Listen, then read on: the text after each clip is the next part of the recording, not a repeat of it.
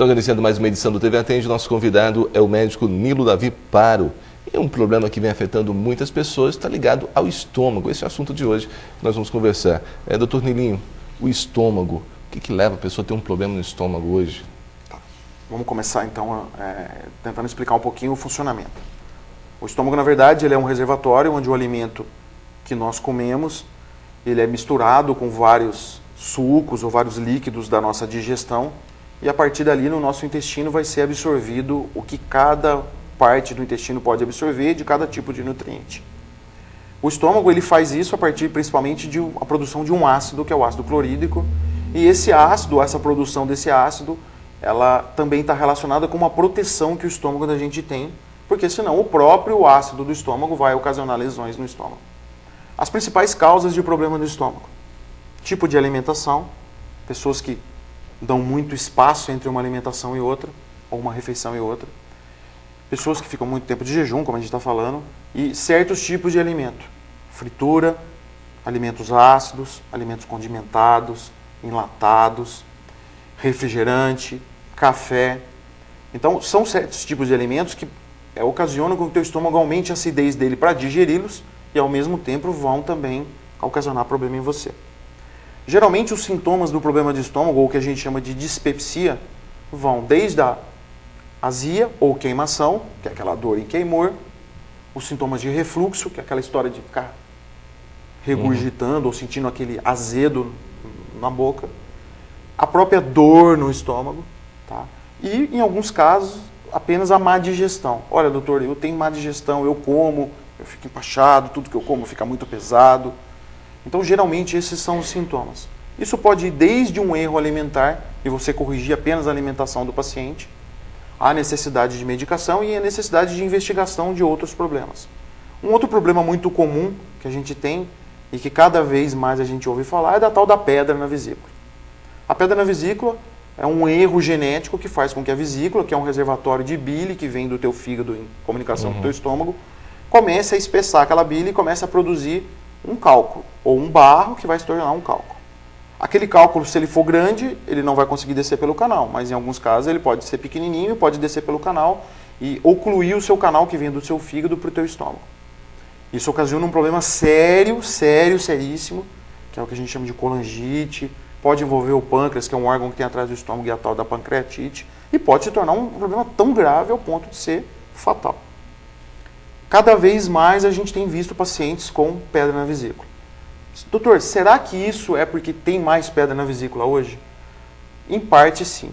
Alimentação, muita gordura processada. Muitos alimentos industrializados. Muitos alimentos industrializados. O tal do fast food, eu não vou almoçar, eu vou comer 2 coxinhas, eu à tarde vou comer um lanche, isso. Mas tem que ter a tendência genética essa formação de pedra. É realmente mais envolvida em mulheres do que em homem, a pedra na vesícula. Ela é muito grave por causa disso, por causa dessas pedras. Muitas vezes existe uma confusão na hora do diagnóstico. Acaba se diagnosticando com outra coisa e quando descobre, aquele corre-corre. Geralmente, o quadro de pedra na vesícula ou colilitíase é dor do lado direito e não dor central, vômito, mal-estar. Alguns pacientes começam a ficar com aquele amarelão, que é o que a gente chama de icterícia.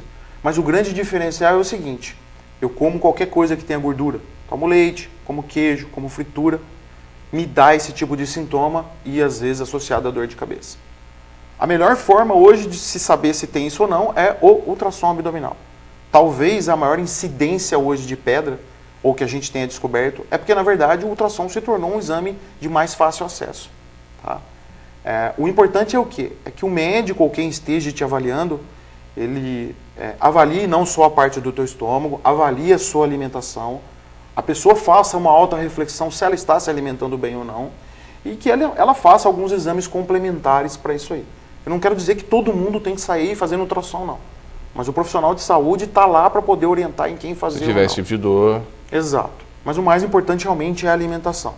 Existem alguns casos, ou uma grande maioria dos casos, que a dor de estômago persistente, sem tratamento com medicação, sem melhora, sem correção de alimentação, precisa de alguns exames.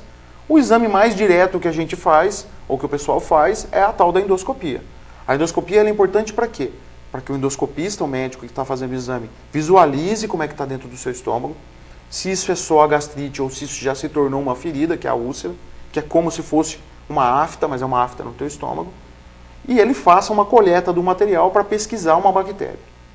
Existe uma bactéria que chama Helicobacter pylori, que ela está envolvida também na formação da cárie da gente, da retirada do esmalte.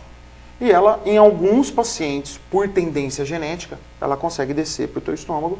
E lá ela se alimenta, vamos dizer assim, dessa proteção que o estômago tem. Há um desequilíbrio, o teu próprio ácido vai fazer a gastrite e posteriormente a úlcera.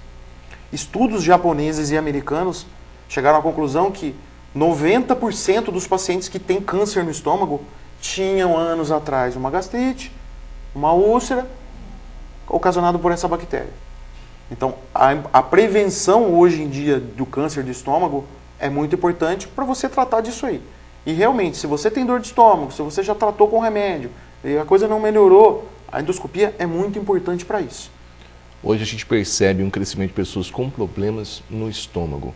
É devido a essa nova vida de alimentos industrializados, de fritura? Alimento industrializado, correria, a vida corrida, não há um tempo correto para se sentar, fazer a refeição, mastigar muito bem o mastigado o alimento, o tipo de alimento envolvido, o descanso depois da alimentação. Geralmente a pessoa sai, vai na padaria, vai no supermercado, compra uma comida, come rapidinho.